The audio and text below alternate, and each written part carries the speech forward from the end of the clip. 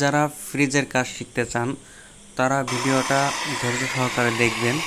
এখানে একটা ফ্রিজের কম্প্রেসার চেঞ্জ কিভাবে করা হয়, পুরো ভিডিওটা ভালো করে দেখলে আপনারা নিজেরাই কম্প্রেসার চেঞ্জ করতে পারবেন।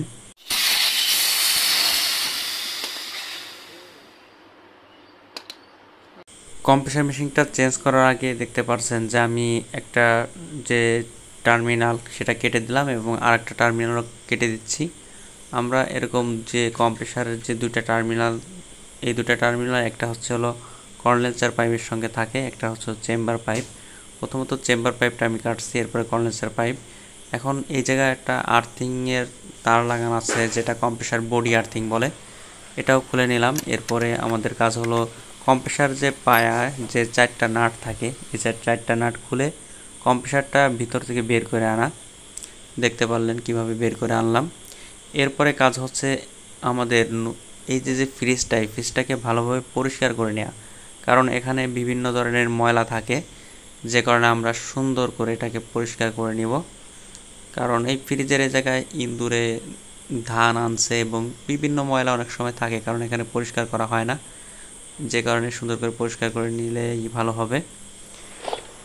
এর পরবর্তীতে কাজ হচ্ছে আমাদের যে নতুন যে কম্প্রেসারটা সেটাকে আমরা প্যাকেট থেকে খুলে নিয়ে দেখতে পারতেছেন। এই ফ্রিজের যে কম্প্রেসারটা এটা আমাদের গ্রাহকই এনে দিছে আমাদের।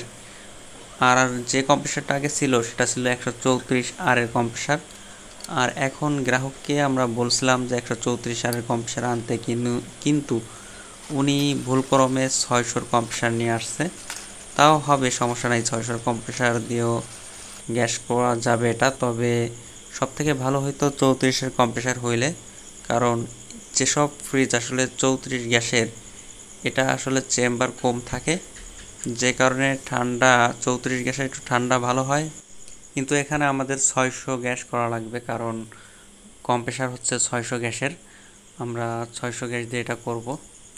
যদিও এতে ঠান্ডার পরিমাণটা একটু কমে যাবে, কারণ 600 গ্যাসের যেসব ফ্রিজ থাকে এগুলো চেম্বার পাইপটা একটু বেশি থাকে।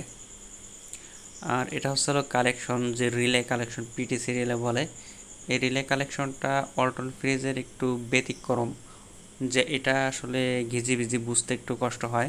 আপনাদেরকে ভালোভাবে দেখাই। আর বুঝতে কষ্ট হলেও এর সাথে একটা ক্যাটালগ দেওয়া আছে, আপনার লাইন কিভাবে দিবেন এখানে লেখা আছে বা ড্রয়িং করে দেখানো আছে।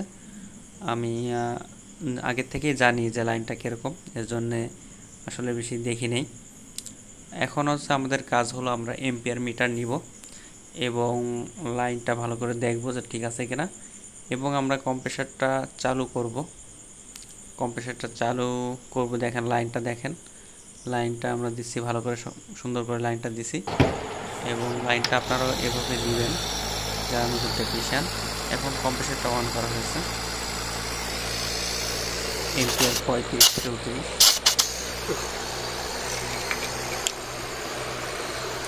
যাই হোক, এখন কম্প্রেসার চলতেছে, শব্দ শুনতে পাচ্ছেন, পাম্পিংও ঠিক আছে। এখন হচ্ছে আমাদের কাজ, যে কাজটা হচ্ছিল পাইপগুলো সুন্দর করে কম্প্রেসারের সাথে সেকশন পাইপটা লাগাইছি আমরা, এবং কন্ডেন্সার পাইপটা লাগাইছি, এবং এখানে আমরা গ্যাস চার্জিংয়ের জন্যে এখানে একটু পাইপ লাগিয়ে নেব। এরপরে আমরা এখানে ক্যাপিলারি পাইপের সাহায্যে গ্যাস মিটার যোগ করে গ্যাস করব। আর ফিল্টারটা কেটে নেব, কারণ আমাদের ঝালাই দিব, ঝালাইয়ের সময় অনেক সময় গ্যাস থাকে, এবং আমরা এই ফিল্টারটা লাস্টে চেঞ্জই করে দেব, কারণ প্রতিবার কম্প্রেসার চেঞ্জ করলে অনেক সময় ফিল্টারের কারণে কম্প্রেসার নষ্ট হওয়ার সম্ভাবনা থাকে, ওখানে অনেক তেল ময়লা জমে থাকতে পারে, যে কারণে আমরা এই ফিল্টারটা চেঞ্জ করে দিব। আর আমরা এখন কন্ডেন্সার চেম্বার যে কটা ঝালাই যেখানে যেখানে আমাকে দিতে হবে সেসব জায়গা সুন্দর করে করে নিছি। এখন আমরা একটা সাপোর্ট টিন দিয়ে, আমি যদি এখানে চামচ ইউজ করছি, এখানে আপনারা সাপোর্ট টিন বা সাপোর্ট কোনো কিছু দিয়ে আপনারা ঝালাইয়ের সময় ঝালাই দিতে পারেন।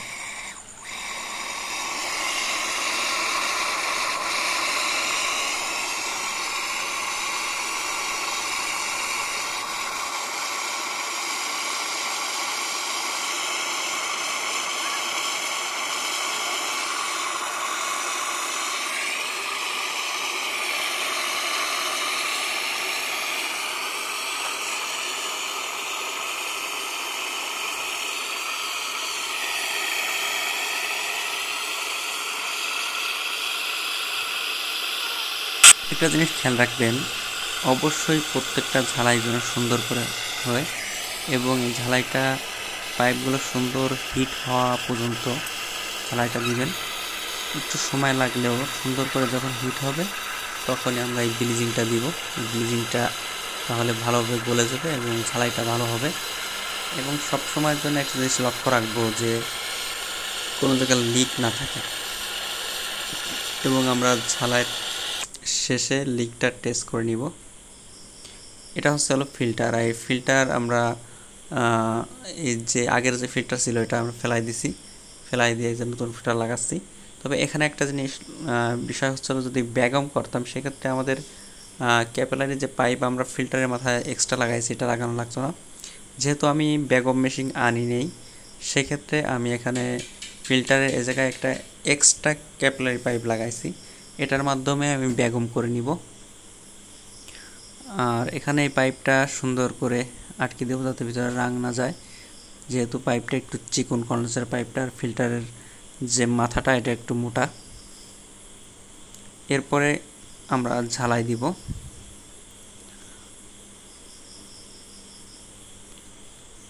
আর একটা জিনিস এখানে একটা বিষয় আছে যে আমরা যখন কম্প্রেসারটা চালাবো তখন আমরা সবসময়ের জন্য মিটার ইউজ করব।